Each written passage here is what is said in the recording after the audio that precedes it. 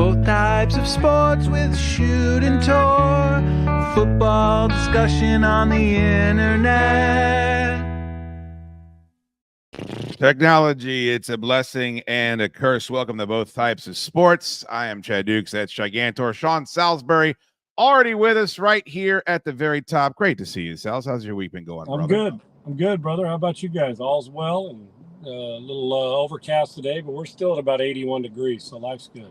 We got a game tonight too, and it's a good one. I want to get to that, but got to start quickly because we know time is of the essence for you. I heard this clip on, I think, Monday, and as soon as I heard it, the first person I thought of was Sean Salisbury, and I'm like, all right, let's not talk about it until Sals is on with us on Thursday. Jonathan Greenard is a linebacker for the Minnesota Vikings, and he went on the Fan in Minnesota, and I actually pulled the clip so we can just listen to it here, and then I can't wait to get your response. But he had some thoughts about the beatdown that the Minnesota defense laid on Daniel Jones this past Sunday and how perhaps maybe they felt bad about it. When we heard the boos ran in there, we're like, okay, now we're good on our side. But when it got really loud to where it was as loud as it would be on a third down should be, and when they're on defense, it was kind of bad. We kind of started to feel a little bit bad for him as we're still just completely just taking away everything that he wants to do. So, hey, look, it's good to be on the other side of it, and it's our job to not be on that side of it, when we're not doing our job. So we're always going to preach to do our job so we don't get in that situation. Have you ever heard of a defense? Again, we always say, Sals, I appreciate his honesty. I appreciate the transparency. Can't say I've ever heard of a defensive guy feeling bad for the quarterback they're beating up. Have you heard of anything like that? No, I wish they'd have felt more sorry for me when I played. That'd have been great. Maybe more success. Been nice. No, and Jonathan was here. We went to Minnesota. Yes. Also, he was a Texan and a really good and productive player. So, and he gets better every year. And they're deep. They put it on him. But no, I have never heard a defensive player. Matter of fact, they want more of it. They want to be savage, and they want the body dragged off the field without hurting the guy. But sure, no, that ought to tell you. And there's nothing worse as a player, guys. And I don't know if you guys agree, as a player, as somebody feeling sorry for you, like they want to mercy rule your ass, right? That when it's like that, it's like, oh, we're not that pathetic, are we?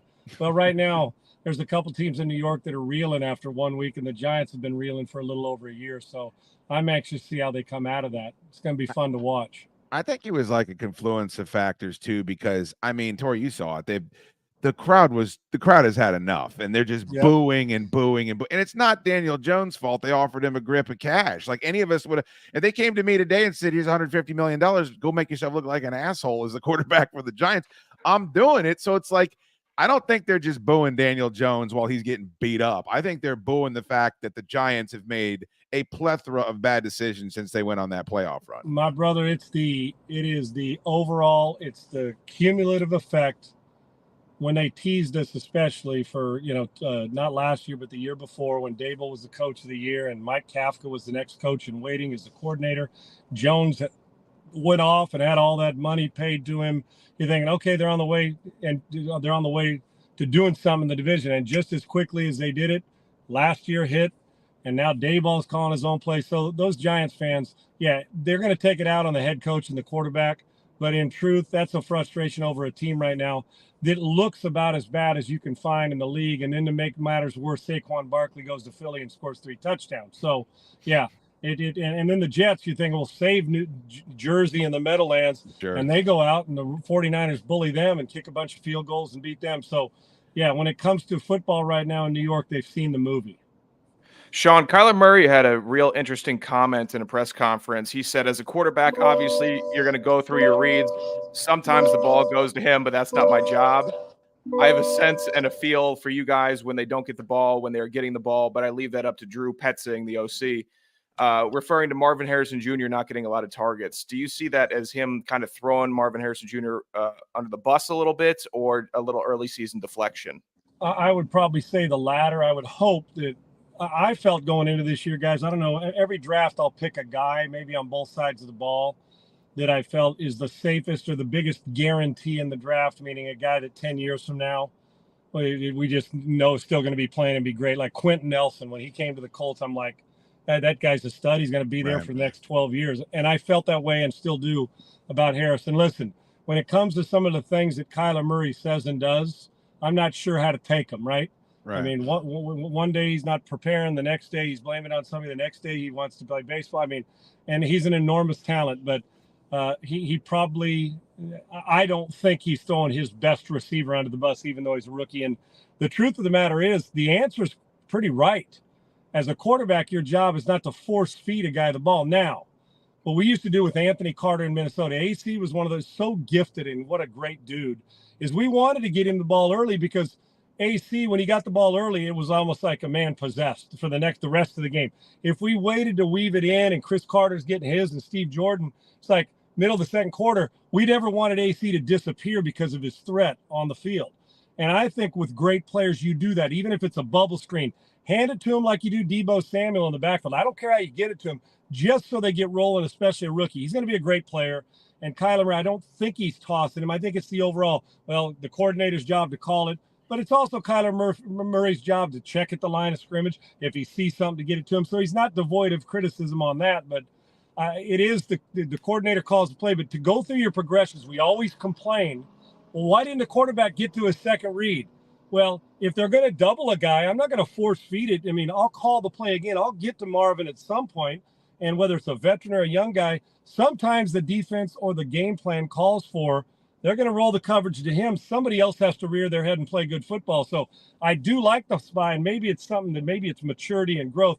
I do like when a quarterback says, listen, I'm basically where my reads take me. Now, as long as his reads are taking him the way that the coach had designed. So Harrison will rear his head and he'll be fine, but I'm never going to force a ball to a player that I know wants the ball and we need to get him involved. If there's two guys covering him, that's just stupid football. So sometimes the game will dictate it, who the defense is, who the coverage is, but I don't think I don't think you're wise if you throw your number one receiver and your best receiver as a rookie and will be under the bus. I think it's just the overall package and the fact that Kyler Murray did give you a proper answer when it comes to let the coverage take you where you want to go, but you also have the freedom at the line of scrimmage, I'd hope, to get to the right play. You've been in the league long enough to know that checking off and using the audible system does work. A couple of things with that, though, Sal. First of all, Kyler Murray's a weirdo. I think that's, Caleb Williams is kind of a weirdo. Like at the quarterback position, you got a couple of these guys, and I think when your play dictates that people put up with your shit, it's like, that's fine. It's funny to me that with running backs, we can all sit here as football fans and as guys that have played at the highest level like you have been talking about your whole life and acknowledge you need to get Derrick Henry 15 to 20 touches by the time the fourth quarter rolls around so he can get into his groove and he can – but if wide receivers feel that way, they're divas and they're bitches and we don't want to listen to their crap. Like if you know T.O., if you throw him the ball 9 times, he's going to be the best player on the field. I'll put up with his whining and his drama because nobody can cover that guy when he's on it. It's weird how that conversation changes from like running back to wide receiver.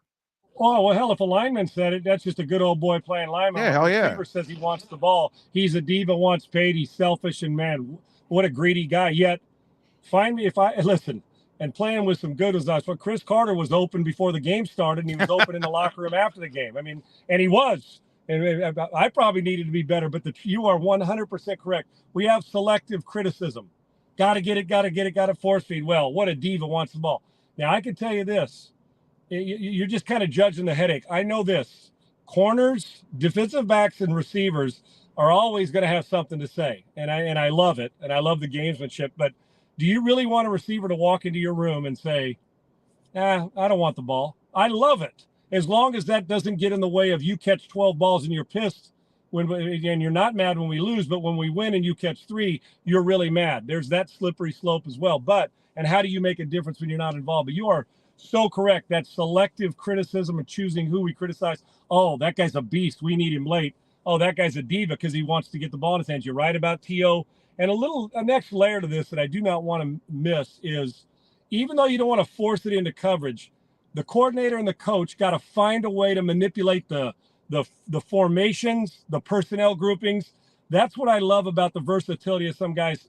I don't just want to line Marvin Harrison up, and I wouldn't at Z or just at X. I want him to play in the slot. I want to motion him through the backfield like they do Debo. I want to make it hard for the defense to find him. That's how, if they're playing a certain coverage, then shame on you if you're leaving him stationary and running him off against cover 2. He can't get off the ball or there's 2 guys. So Yeah, but I want my receiver to want it as long as that if he doesn't get it because coverage, that he's still into the game and doesn't disappear from it. But I don't have a problem with those guys being divas because they want it because they know that if you get it near them, like a Terrell Owens or a Jefferson, they're going to make plays. And Sure. if you always want your best guys with the ball in their hand, even if it means at times taking a shot, but you still have to manufacture those with proper formations and play calling by the guy on the sidelines.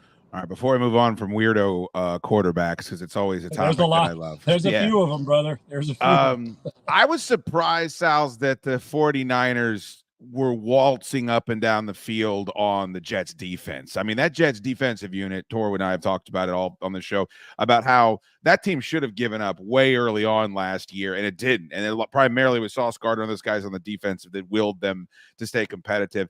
Aaron Rodgers preaches calm. He did it when the Green Bay Packers started 1-2. He's been, on some life travel since then. So this is from earlier in the week when they asked about starting 0-1 and whether or not anybody that roots for the Jets should be panicking. I think we always got to stay relaxed. It's a long season. I think at times people think the season is like you're out in the prairie or the desert and you're wandering around trying to find water. But it's more like a nice, slow bolero. For those of you that don't know, I had to look it up. A bolero is a Spanish dance that is done in triple time. So don't scurry to Wikipedia. Where we're just swaying with the music and reacting to whatever comes to us and through us. And we got to stick to the process and the preparation, the way that goes, and trust that it's good enough. Like a nice, smooth bolero. He has the wry smile at the end. Part of me loves this, Sal, because he's so goddamn comfortable in his own skin. There is there isn't anything he says that he said doesn't ride with. Speaking of guys who beat to a different drum, there's one. Yeah. And probably smarter than the rest of us. We can't keep up with his, the way he goes about his business. But I can tell you this: he's right on the fact that it is long. We say it all the time. We hate hearing it. Fans do, media does, but we got 16 more of them, and I will be shocked if this team doesn't turn it around instantaneously, immediately, especially staying healthy. I think of the two biggest disappointments, and there's a lot of them, but like how bad Cleveland's offense and how bad Deshaun Watson's playing kind of stood out. But this one, I did not expect, especially with McCaffrey out. Now, we know how good the 49ers are, and they want to run it, but they bullied the front seven of the Jets, and they did. And I'm telling you, the Jets defense, you guys know, they're skilled position players. They can run it. They've got really good defense. They're good on the perimeter at corner. They're pretty damn loaded. So first game, I understand you get beat, but the way they got pushed around with a backup running back running for almost $150 or whatever it was, that was surprising. That was, but it is a long season. I know New York fans, none of us want to hear it because it's so cliche. Oh yeah, we'll get the next one. Well, they're just as capable of going out and whooping your ass this week and hanging 40. At the end of this season, I'll be more shocked if we see the team play like that than I will be if the team's competing for a division championship. One game, I know it was a bad watch, but he is right about that. Now the bolero, better him than me, but you aren't out wandering. Now some teams maybe there's some that are already wandering around wondering what the hell's going on here and who we firing. But there are good teams that are like, we're going to be okay. But I do subscribe to winning and say it's not just about December. If you don't win in September, then December ain't going to matter much because you're already 4 games out. This is a huge start for the Jets. They need to come back from this. I was shocked. Sean, what percentage healthy do you think Kirk Cousins is? Because Atlanta keeps on saying he's 100%. Kirk says, hey, my Achilles, and not only my Achilles, but also my ankle My felt neck and great. my back. And all the reports keep on coming out. He's 100%. He's doing good. He's doing great. He looks great. But they didn't run any play action. You could tell he looked very stiff in the pocket. He wasn't mobile. And nobody needs Kirk Cousins to be that mobile. But for a dynamic offense, there has to be some type of deception or movement back there. Do you think he's 100%? I don't. And it's not even just I'm not even worried about the movement outside pocket, the movement inside the pocket and putting your foot in the ground and letting it rip. Speaking of which, they were not a good watch either last week. No. I mean, Awful. at all. I mean, offensively, you're thinking the one thing they're not going to have to worry about is getting Pitts and all these guys in London, all the guys involved and Bijan Robinson. They're going to be fine. I don't think he is now. As you guys know, once the season starts, nobody's 100%. you're banged up, you're hurt. There's a difference in my mind of being injured and being hurt. Players play hurt.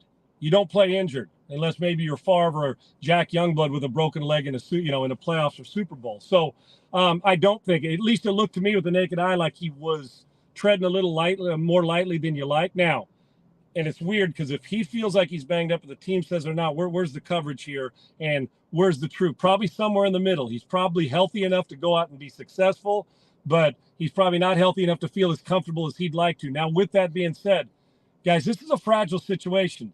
And Atlanta has created this. Why? Well, they went out and drafted Penix when you already paid Cousins all that guaranteed money. What happens if Atlanta goes 1-3 in September and Cousins is playing average football? What do you think's going to – and even as the starter, don't you think every time he goes out there – now you got to be confident, like you mentioned Rodgers, the ability to not really give a shit what anybody thinks about you or says and still go do it even after a bad game or piling on a good game, is if you're Cousins – and there's some fragility there about January, not winning in January. You know how that goes. Every quarterback I've ever met has a sense of a little bit of insecurity, even though they'll never let us see it. I'm not saying Cousins is, but there's got to be a hint of it. They go out and get him. They draft Penix. What's the fan base going to say if he throws 2 picks this weekend and they get beat? You know it's coming. Yeah. And you cannot help but as a quarterback start to wonder, regardless of money. I don't know if that affected his play, but I'd like to think he's comfortable and secure enough as a veteran to do it. But those whispers will already start, and they'll become loud roars if, in fact, the Atlanta Falcons play average football the first month of the season.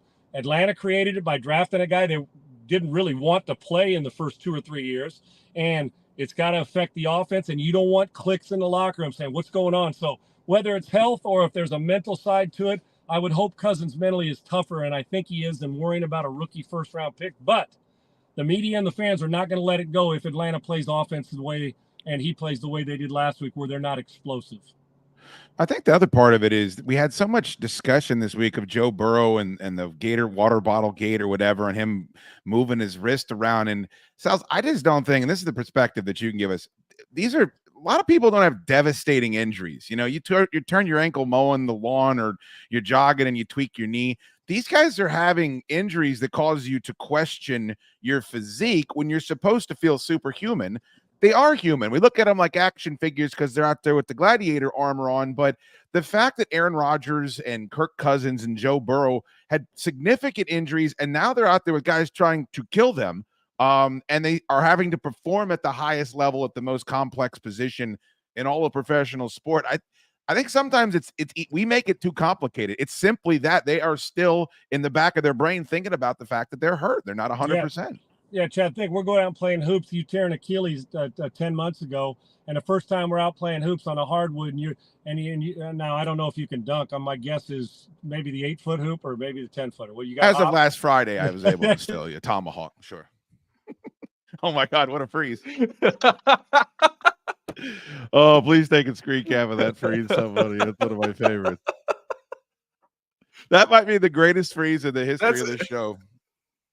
Oh man, usually I leave those to Money Monk on Friday night. Oh sure, this is a. All right, I'll take it. I'm sure he'll be right back in. I just want that. That's going to be the cover photo for like the next 3 episodes that we do. Oh, it has to be. You're the funniest motherfucker in the world. Spot on, Schoode. Every time I'm on with you guys, I'm worried about pissing myself fucking laughing. I'm goddamn funny sons of bitches. Y'all fucking turn on Instagram and have audio you having sex. I'm bleeding out all over the place. Oh, that's how funny you boys are. Oh, boy. That was fucking fantastic. Oh, Bobby Double L, almost as fantastic as this. Thanks for the tremendous insight, Sal's, Dukes, and Tor. Tor, could you text him the link again real quick? Can do. That's fantastic. Corey Rita said, sent you the screen cap, Dukes. Where'd you send it, Corey? I want to put it up right now. Did you send it on Instagram? I'm sure he's going to pop back up. I'll tell him also, Tor, if he's got a fucking bounce, we were a little late, so. Gotcha. I think I found it. Oh boy, that's boy. If I get another tattoo, If I get another tattoo, this is gonna be it. I mean, I don't know how big of if you're listening to this on podcast, we'll post this on Both Types Sports on Instagram. Go to instagram.com/bothtypesports and Twitter. We'll put it up there as well. He's trying to get on in the, I can see him, his little thing is backstage, but we're having this issue right here. See? Oh, a little bit of that. Yeah. Yeah, just tell him there's technical difficulties. We'll get him back on next week. Tell him thank you. God damn it, I had a bunch more shit I wanted to ask him. Oh, well. Ain't nothing better than this. Dukes, you funny motherfucker. I've never thought about football in the way you just laid out right in front of me. I'm going to use that on my radio show. I'm just speculating as to what he could possibly be saying right there. You know. Thank you, Bobby Double L. You're a gentleman. It did time perfectly. Yeah. Oh, boy. No, you got a heart. Oh, you texted him. All right, cool. Thank you, buddy. I mean, I would have enjoyed it a couple more questions with him, but I don't know if anything's going to be better than, you fucking hilarious son of a bitch. Oh, man, it's fucking you and Rich Voss make me laugh the hardest. Oh, Dukes, you motherfucker. Why did Shane Gillis get all this run? Oh, fuck, Tor. I've never seen anybody in better shape than you. This is just what I'm speculating he's saying right now. Oh, just super kind Sean Salisbury. Yeah. Oh, Tor, it's so funny that you pretend to be a Caps fan, but only when they won the Stanley Cup. Oh, God damn it. You're the fucking best. Team sucks. Remember what I was talking about, Chris Carter? I'm going to get him on the show for you. You think this is everything that Sal was about to say to us? I think that'd be great. I don't know why only 300 people listen to your show. That's fucking hilarious. Oh. Love me some Sal's. He's the best. Tweet Sal's that picture, please. If you don't mind. At Sean Unfiltered. Oh, boy. Well, Tor, you can respond to this. Huh? Yeah, I would say so. You have to stay relaxed. It's a long season. I think at times people think the season is like you're out in the prairie or the desert and you're wandering around trying to. I know people don't like what Aaron Rodgers says about vaccines sometimes, or they don't like that he doesn't talk to his family or whatever. But I'm a big fan of how comfortable he seems to be being Aaron Rodgers. And I really fucking am jealous of that because I am so uncomfortable being Chad Dukes. Find water. But it's more like a nice, slow bolero, where we're just swaying with the music and reacting to whatever comes to us and through us. And we got to stick to the process and the preparation, the way that goes, and trust that it's good enough. Like a nice, smooth bolero. That little smile at the end. Yeah. You could also tell, Tor, that he has been through so many of these media panicky Pete fan base melting down type scenarios that he's just not moved by it. And I think that's probably what you want for a guy you're paying that much money to. Yeah, I think what's the quote is something along the lines of the uninspired confuse confidence with arrogance, along the lines of that, where I can understand that if you get Aaron Rodgers at times, he can sound a little bit holier than thou, but if he's just talking ball like normal Aaron Rodgers speak, it's great. He's good in front of a mic. He's a solid speaker. And then a quarterback, if I'm a fan and he's my quarterback, I kind of like that he has some of the FU media. Yeah. I don't care what you say to me. It's not always I'm trying to say the exact right thing every time. No, I just naturally say the right thing to me, and how you perceive it is how you're going to perceive it. But this is how I view it. And I should be respected for how I view it, given how talented I am at playing quarterback, the hardest position in all of sport. Yeah, and I believe him, by the way, because he has been there. That's the part of it that people want to. They want to kitchen sink all the baggage that comes with Aaron Rodgers, but it's like, all right, well, let's kitchen sink also the MVPs in the games where he was down. There was that one sequence, and look, they got their brains beat in, and he only threw, what did he throw to? He threw to 3 receivers, right? That he didn't throw to anybody else. So he's got trust issues on that offense. It was Garrett, it was Brees, and it was Alan Lazard. I think there are only 3 receivers that he threw the ball to. So he's got to be better there. But that one sequence where it's a offsides on the defense, free play. Was that Monday night? That was Monday night, right? So it's Collinsworth? Monday night.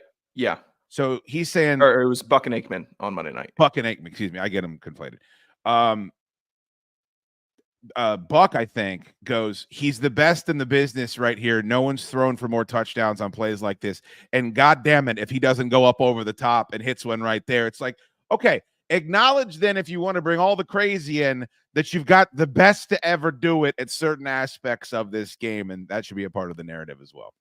I love when quarterbacks can make it to that stage where there's a little bit of reverence when they speak, because they've seen it. If you go 15 years in the NFL, if you go 12 years in the NFL, I'm gonna listen a little more intently to what you're saying than a 6th-year guy, 5th-year guy, no matter how talented they are, because there's a little bit of wisdom that just gets rubbed off over the years on these guys, where they've seen the evolution of football from when they started to where it is now. They can always speak on that. They could speak on the changes. They could speak on it. It just feels like they're not phased. They have a steady boat at all times, because what hasn't happened to them by then? You know, if you haven't won a Super Bowl, well, okay. If you have, great. I have a Super Bowl. I've truly seen it all. So Rodgers always has an interesting perspective, no matter what he's talking about. You know who loves our takes on Aaron Rodgers? Sean Salisbury. He's fucking thinks that we're insightful and we're just fucking knowledgeable, and he comes here for all of his football knowledge. Sals loves us in that way, I think. I want to remind everybody that you can become a member to the Chad Dukes Show YouTube page. Just go to that link right there. It's pinned to the top of the comments, youtube.com/Chad Dukes Show/join. You can get the entire back catalog of both types of sports and Solid Dudes and all of the fun Friday episodes that Tor and I do. Looks like Jeff Kafka just became a YouTube member. Thank you, Jeff. Appreciate that. Go and enjoy. Pleased to be enjoying the back catalog and all of the bonus goodness there within. While we're taking care of some business here, Torres, we got unceremoniously dumped by our celebrity guest through no fault of his own. Did you see what he texted back? He said his phone overheated. I haven't heard of that happening since literally 2015, maybe is the last time I heard of a phone overheating. Is that still a thing? I've had a phone overheat in a sauna, but my phone is 3 years That's your old. thighs. It's still. What the fuck were you doing with the phone in the sauna? I was listening to music. And you're trying holding to it fight the good fight. Yeah, you had it in between 2 pillows, correct? That's what you always tell me. You keep your phone in the sauna. A big verbal nod out to our presenting sponsor, Dream Stay Getaways. If you're planning a family vacation to Disney or Universal, or you just want to get out of the cold this winter, Dream Stay Getaways. 3 amazing houses, resort amenities right next to the parks. Big houses, can fit everybody. You got theme bedrooms for the kids, media rooms, common areas. The houses themselves are in resorts, so you've got access to water parks, arcades, gyms, lazy rivers, athletic courts, mini golf, all of it. You don't want to burn money every day at the parks, man. You got a theme park at the house you're staying at. Don't waste money on Airbnb fees. I hate Verbo fees. Go to dreamstaygetaways.us, see the houses, book them in person. They're on Instagram and Facebook as well. Dreamstaygetaways.us. Look at some of these, Tor. You got a Star Wars room. You got a fucking, I don't know what this is, a Tron blacklight, strangle your brother room. I love all this shit. They allow pets. Multiple bedrooms. Get after it. If you go into the parks, get after it. Of course, if you're part of the Tor house, the family, you're going to the Disney World 3 times a year. And then the second you turn 16, you're going to Boca, and then you're going to Turks and Caicos, then you're swimming in the Caribbean, and you're swimming in the Mediterranean. You couldn't get me off a Splash Mountain. You could not get me off a Splash. I was probably I probably had the wettest T-shirt in the entire amusement park whenever I was at Disney World. Space Mountain, love that also. Get me on a mountain. Those are the rides that I enjoyed. You're physically a mountain. I have to say, I'd never heard the term white privilege until you started producing my shows, and then it all made sense to me. I thought it was a rumor until you started being involved with me. Michael Slider says phone overheating, daily occurrence in Arizona still. Oh, well, that's a bummer. Sorry to hear that, bud. It's probably still $100.20 out there.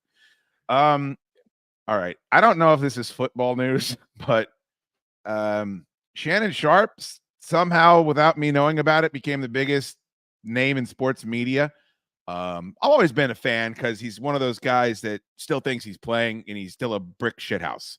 Yeah. The 4% body fat thing, Tor, I really have a lot of respect for people that can figure that out.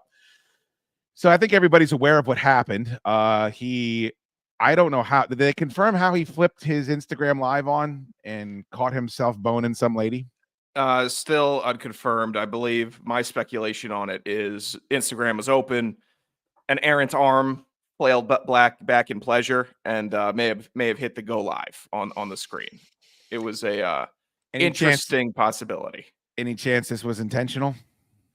You know what? The Twitter is thinking that there have been some comments about Shaded Sharp being possibly what the term that they're using, zesty or gay. Yeah.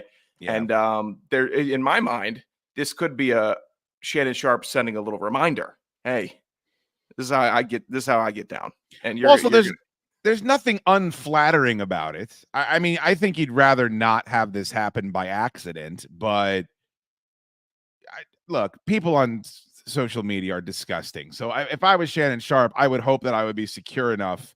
By the way, secure enough in my masculinity that I could rip anyone apart that said these things about me in person. Yeah. Because I've got biceps the size of fucking helicarriers. 56 years old, still benching 4 plates on each side. Is a ridiculous specimen. And also, I mean, the Cat Williams story was like one of the biggest stories of the year, and that happened on his show. I mean, outside of all of his work with ESPN and all of his sports stuff, like he's as big a pop culture figure now. Fuck it, let people think you're gay. Who gives a shit? But whatever, whether it was intentional or not. I don't watch his shows, but I guess everyone else does. But I did see this clip.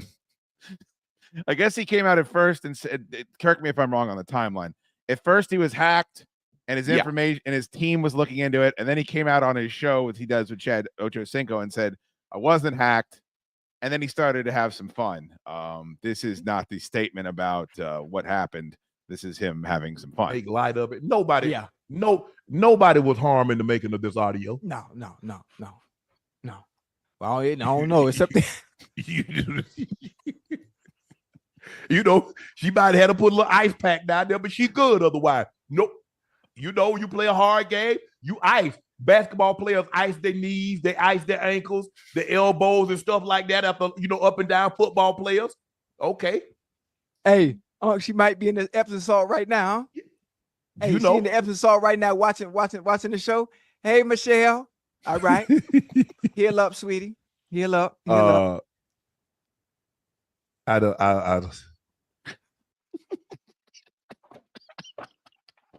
like how they're just fucking doxing the shit out of her. I also saw one of the people in the chat apparently found her immediately, like went on Instagram and like found that they follow each other and was like, well, this is the woman.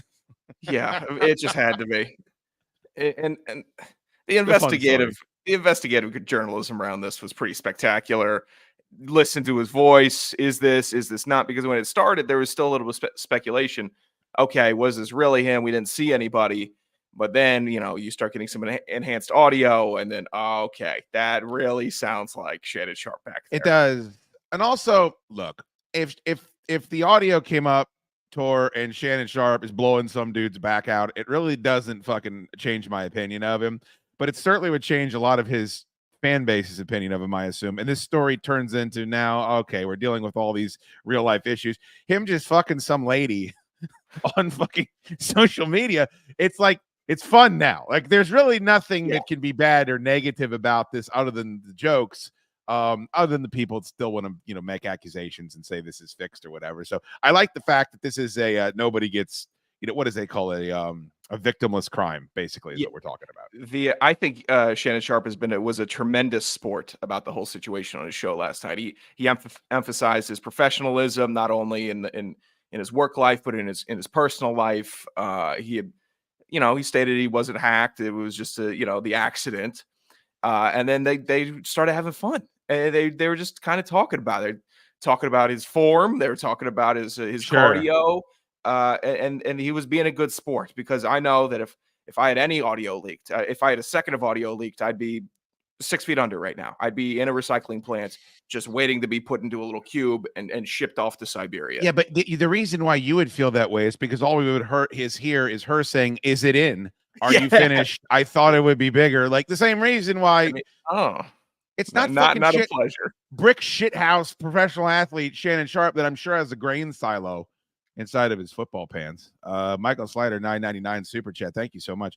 Much like the Dave Grohl situation, we know too much about people these days. That said, I wouldn't be mad to see what he was working with respectfully. Well, I think you asked it in a respectful manner. And I don't think there's anything strange about 3 allegedly heterosexual Caucasian gentlemen sitting around wishing that we could see Shannon Sharp's hog. Thank you.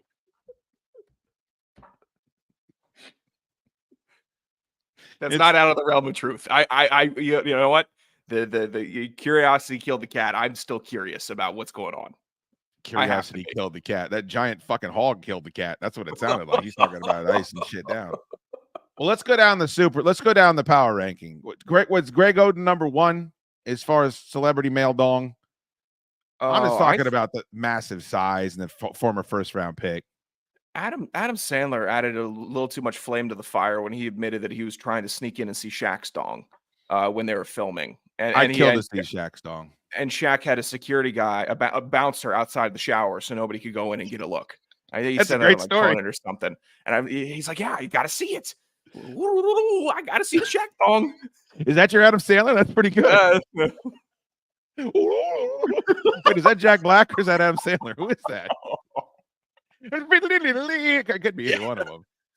But I think, all right, let's see. Visante Shenko, that was a big one. Jabbar Gaffney that one was one of the more interesting because his penis, it was not a traditional size, right? Like it had the big disc in the middle or what have you. The Frank Gore got some notoriety lately because I guess he didn't play with underwear on, so his clangers were clanging in the game. Sure, and it left nothing to the imagination there. But left I think that nothing. Yeah. What about Chris? Are you too young to remember when Chris Cooley took the picture of his playbook and you could see the little nubber? We've discussed this. I think I saw it and we pulled it up. I was like, oh. Well, don't pull it up on the show, but you can pull it up. Pull up for yourself right there. Because I don't know if I'm talking about just Santonio Holmes. I think his dong. He had a dong shot that came out. Well, you're not up on this. See, if I did this segment with Drab, he has a photographic memory for all this shit. And unfortunately, Tor, there's a lot of ways you stack up, but this isn't one of them. Bobby Double L $5. Thank you. I'm curious about men. Tor, yes. But Tor's not alone there. I don't really think. Is it wrong for me to say that I don't think you're really straight unless you want to see athletes' penises? Like, I just don't think you have to. It's like going to see someone that's got a nicer car than you, you know? Yeah. And I've seen my fair share just in the shower. Sure.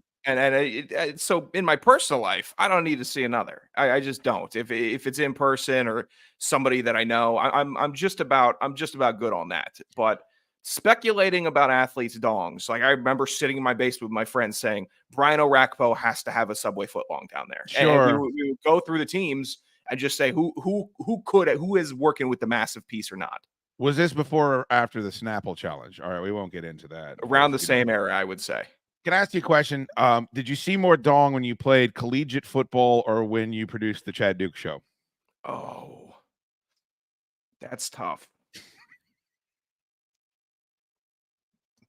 I do appreciate how seriously you're taking the question. You know what? If we're going per day with a ratio of how many people are in the universe compared to 80 people on the football team, it would probably chalk up about even between the two because of, I don't know, we got 12 dudes that I've had the not so much pleasure of being graced with a penis photo from them in the Chad Duke Show universe compared to. I think also in the football in a locker room tour, you're ready for it. Where I think is a lot of the dong that you were subjected to from the show was just popping up on your phone when you having to quickly exit group chats. Well, freshman year tour was not ready for it after the first practice. You were really uptight. Holy shit. I remember I coming to college, this would be great. And then, that was a good workout, guys. And I get in and there's a butt naked grown man walking around with no towel. And I'm like, oh, Okay, no one's doing trunks. No one. I thought we all did trunks here. Oh, all right. This is gonna be, trial by fire. Everyone's gonna have to get used to it. I remember showering gym class in high school, and there was always the one kid that would use the bathing suit, and for some reason that creeped everybody out more than just the big bush and the fucking. Well, that was an age too. I don't. How the fuck did we get here? All right, let's move along. Jesus Christ. I'm about to talk about Bush I saw in high school. I realize that's probably not where I want to be. I'm not talking about Gavin Rosdale either. I wanted to circle back to this tour because I wanted to get Sal's thoughts, but I have some thoughts on this. I thought Kyler Murray was completely off here. And I understand that Marvin Harrison Jr. is a rookie, but these comments that he's not going to get treated like a star, he's not going to feed him targets. And the comment he said to her, well, it's not up to me whether or not he gets the ball. Yes, it fucking is. You break the play all the time. You can call audibles. The ball is snapped to you. You touch it every single time there's an offensive series. So let's go ahead and dispel that rumor.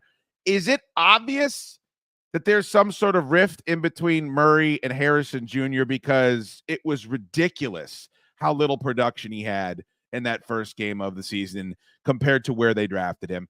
Or is it what I was saying to Sal's? Kyler Murray is a weird motherfucker. And I think that we just want him to act like, Joe Burrow or, Pat Mahomes is kind of weird too. But he would never say anything. Never. Like this. Murray, he's got a weird tone thing where whenever he says something, it either never comes off how it should. It always kind of sounds like an asshole. No one's asking you to make a bad decision, Kyler Murray, but there's a way to say this, like, oh, you know what? The Bills had really good defense on him, and they understand how talented he is, and we're going to try to get some scheme up in the next week and try to get him open because that's what we want to do. We drafted him in the first round for a reason, and I see it in practice, and he has the speed, he has the hand. Like, you can still speak up a receiver without,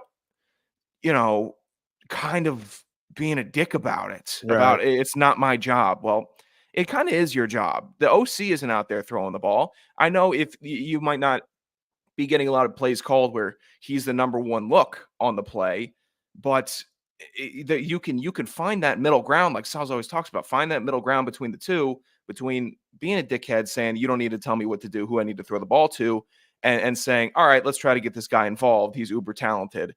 And this is what we need to get the offense going, because why else would we draft him in the first round if not to make an immediate impact? And I want to go back to the point I was trying to make with Sal, is that there's other positions where it's just acknowledged that these guys need to get up and running and they need to get warm and they get better with touches. They get better with reps. But when receivers do it, maybe it's because, Stephon Diggs is a guy that clearly wants opportunities. And I think the team's probably better because he's talented when he's getting opportunities. But he came across as kind of petulant and immature as it was happening. And especially after losses, like, you really show your character after a loss. I firmly believe that. That's why I was never a Cam Newton fan, is because he would sulk and bitch and moan. I didn't like the way Tom Brady handled himself after a loss.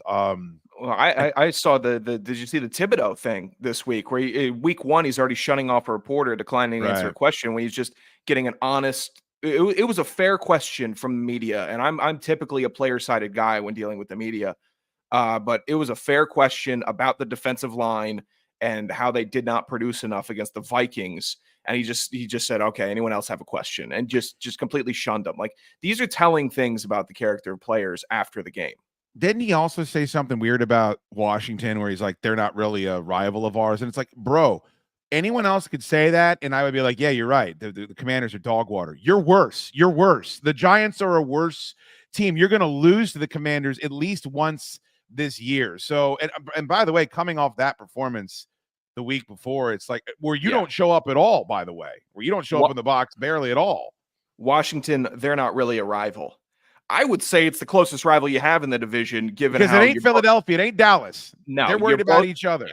You're both tragic teams, and you both love losing games to each other when it matters most for your individual season. So it is a bit of a rivalry, and the fans know that it's going to be a sweat show each time. He's some weird stuff in New York right now. I got some. It was breaking news here, Tor. This moment is going viral. It's already on X. Corey Rita tweeted, Sean Unfiltered was so unfiltered on both types of sports, he had to give himself a timeout. I just think, Corey, the way I want to frame this is that he was so goddamn entertaining, because look at the three of us. We're having a great time. He does a lot of radio every week, Tor. He's got his own show. He goes on a million other shows. He's in demand. You can tell this is one of his favorite 30-minute blocks of the week whenever he's on with us. That's the way I choose to look at this. Oh, I don't see him smiling like that. I mean, you're seeing all 32 pearly whites looking right back at you. That's nice. That's a good little frame. And he's got that. I'm always kind of jealous of it. He's got that football player finger. Did you ever get that where the fucking fingers get stuck in the face mask and they get so broken and gnarled? Did you play long enough to get any fingers that never will be the same? Yeah, I got my this top part of my left. Hey. Oh. Will never, I can't pop it. It hurts if I point it down. Not really. I mean, they're just battered and scarred up, but all my fingers I think are okay. It's more of the phone finger where the pinky has the indent down now from just chronically holding a 8-ounce object right there in my hand. Sure. That's going to permanently deform my bone structure. Well, I think there's a lot of them that this is something that I think has been chronicled for many years by people, football player fingers. I think you take a look here up at the left. Is that big game Torrey Holt? Torrey Holt has a gnarly set. Baldinger has a gnarly set. Look at Baldy over here, not to be outdone. Gosh. I mean, it's just a fucking. Kelsey looks like he's all right actually in that photo. I think you can't. Your fingers go into face masks, and then 300-pound man pulls to the side, and your finger is going to be the thing that gives. And just a matter of time, I think, for most people that play. It's definitely a different era too. I remember my dad told me one time in a game he didn't want to lose his depth position, and his finger got caught in the chain link. And he just snapped it right back into place and had him tape it in the next drive. I'm like, all right, is that what you want me to do at Mount Vernon High School, man? Is this what I'm doing? I'm breaking my fingers off and trying to get them set to get not recruited. Hey, Steven from Belfast, if you're watching this, because I know he watches, he says he's booking Torrey Holt on the show. So yeah, do that. Oh man, go ahead and do that. I think we'd like to talk to Torrey Holt, right? Oh yeah. I mean, that guy, the only reason that guy is not in the Hall of Fame is because of the length of his career. I mean, he was the best wide receiver on maybe the best offense that we've ever seen in the history of the sport. Big game Torrey Holt. He eclipsed 10,000 yards. I'm near certain of that. And I think if you get over 10K in the NFL, you have to be legitimately considered. Yeah, Jesus. 920 catches, 13,000 yards, 74 touchdowns. And he was instrumental in one of the best offenses ever in football. Like, he's a Hall of Famer, in my opinion. Through and through, you have to include him. That offense was insane. He has to be included. So Justin Jefferson can tie Lance Allworth's record for fewest games to reach 6,000 yards this week, Gigantor, which is pretty goddamn wild. Yeah, he's a stud. 42 receiving yards. He'll get 6,000 yards in 62 games. Allworth reached 6,000 yards in 62 games as well. Only Michael Thomas reached 400 catches in 56 games. Odell Beckham reached 400 catches in 61 games. With 4 more, Jefferson can reach 400 catches in 62 games as well. That guy's a fucking freak. And by the way, big verbal nod to the shootster who told you that J.J. McCarthy going down was not bad for business, that it would make it easier for Sam Darnold and he would go out there and be able to perform in at least 1 week in. I am correct. This is big. There is some, you kind of want to call it a bloodbath in the backfield of the Miami Dolphins after week 1 against the Jacksonville Jaguars. We know Raheem Mostert is not going to be able to play, but a chain looks like he was limited on Wednesday, but bumped up to questionable. So people are now looking that he will be able to potentially be on the field tonight against the Buffalo Bills. Jeff Wilson and Jalen Wright are the other backs in that roster. But what an embarrassment of riches at RB for the Miami Dolphins, Gigantor. Yeah, A-Chain looked visibly faster than 90% of the players on the field whenever he touched the ball in week 1. Unparalleled speed, and he's explosive too.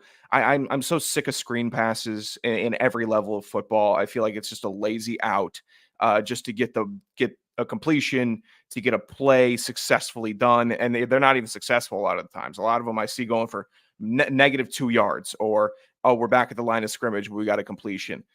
throw the ball out wide to him. I see the success there. There's a few players I think in the league that should have the privilege of being designed to have the screen passes. He's one of them. He is a game changer.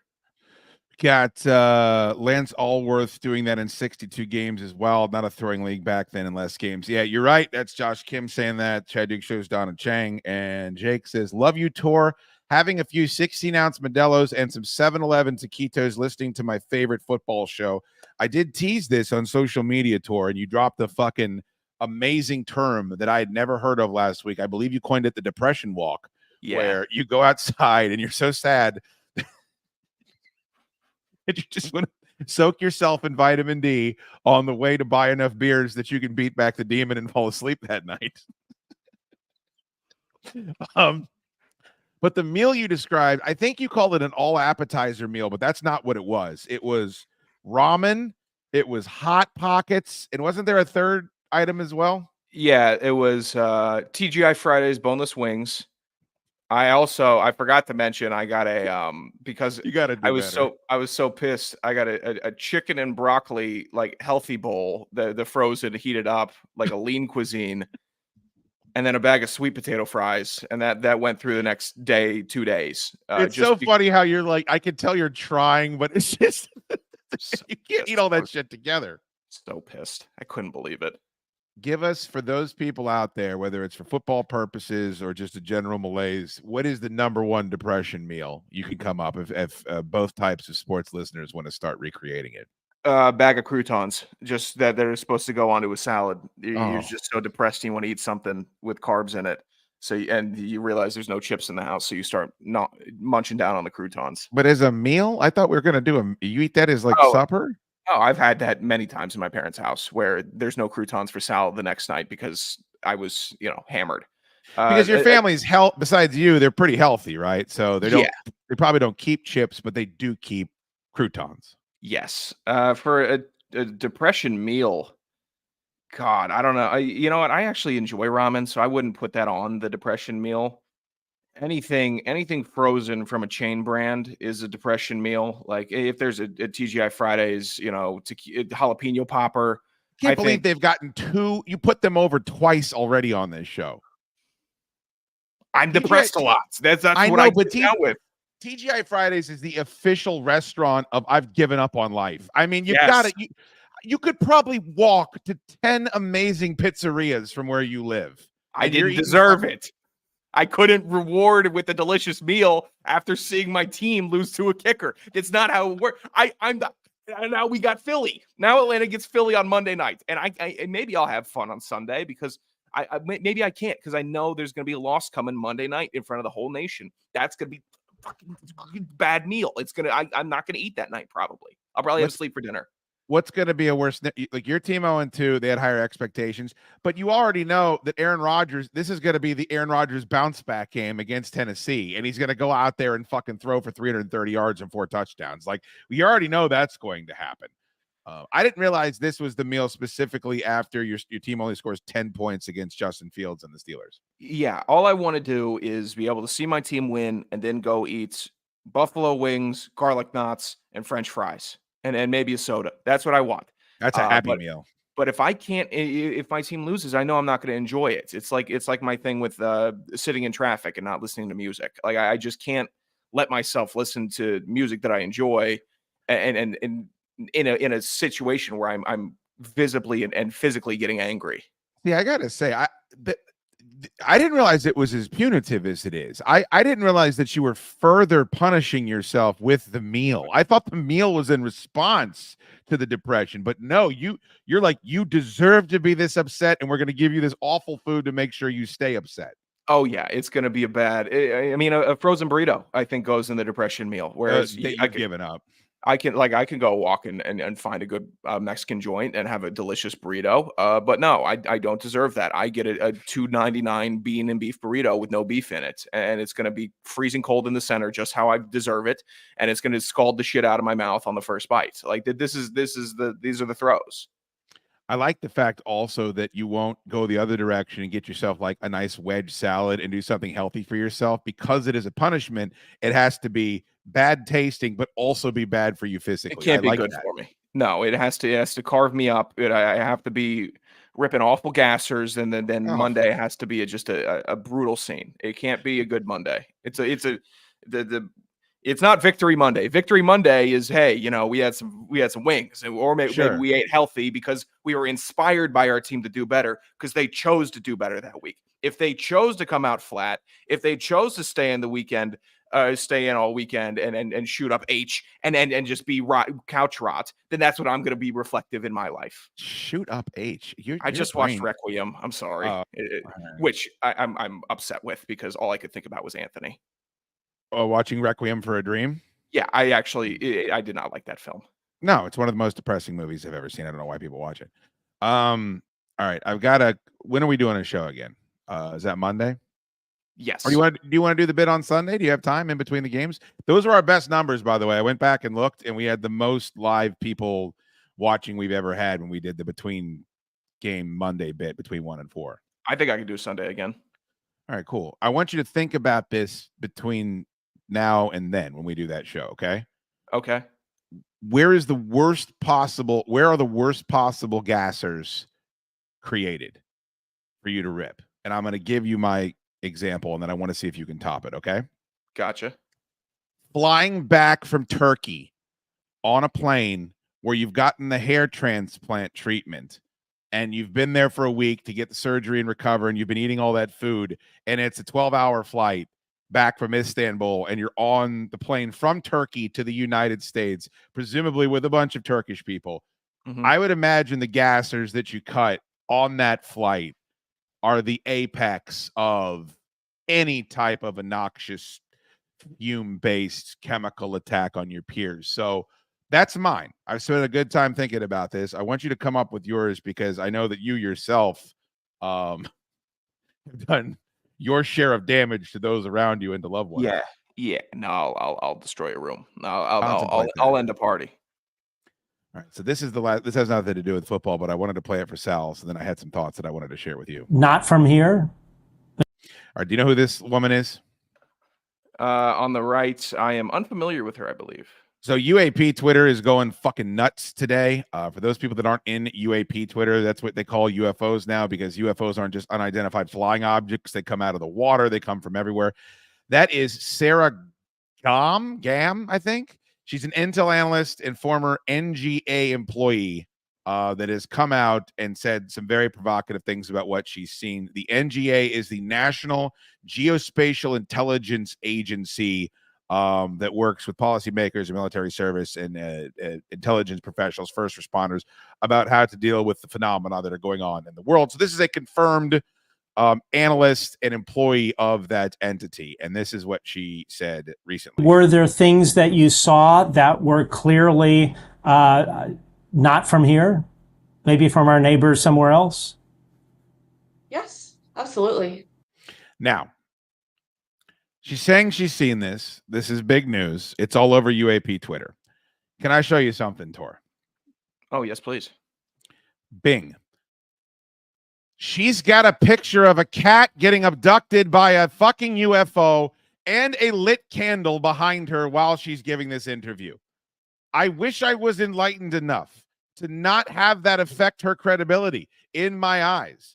But if you want me to believe what you have to say about little green men, I don't think having a framed picture of a cat being abducted by a UFO and a candle burning at the same time of the interview is going to reinforce your credibility, at least with the shootster.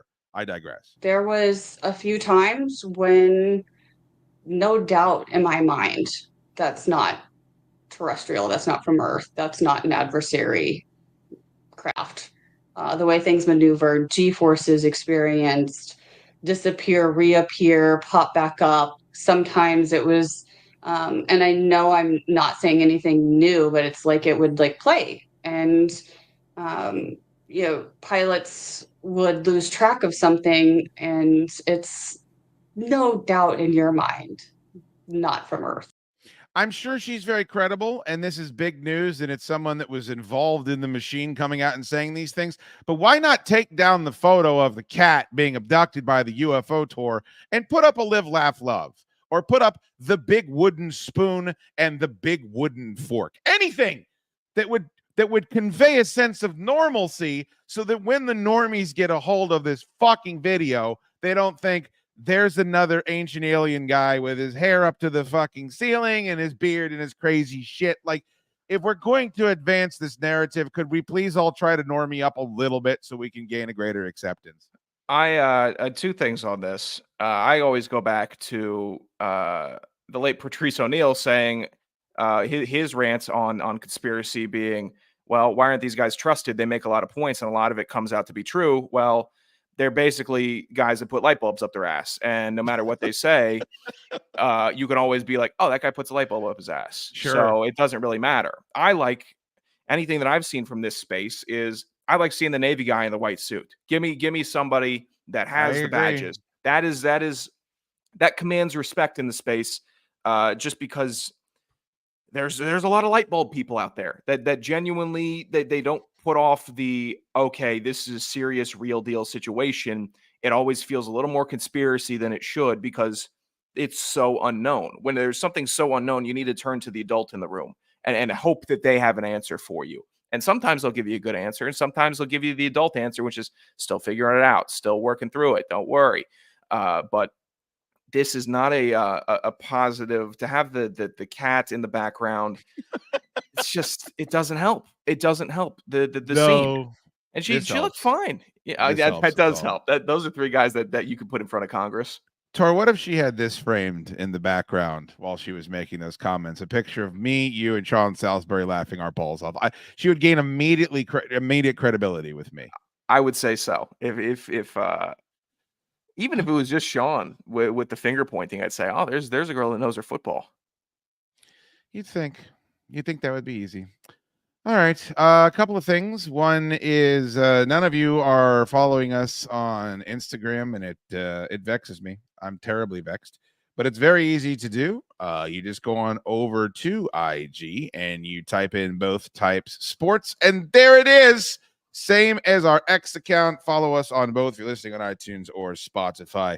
We appreciate you helping us get those numbers where they need to be. Where are you watching the game tonight, young Gigantor? I'll be on my couch. I will be either on my couch or my bed. I don't know if I'm going to be.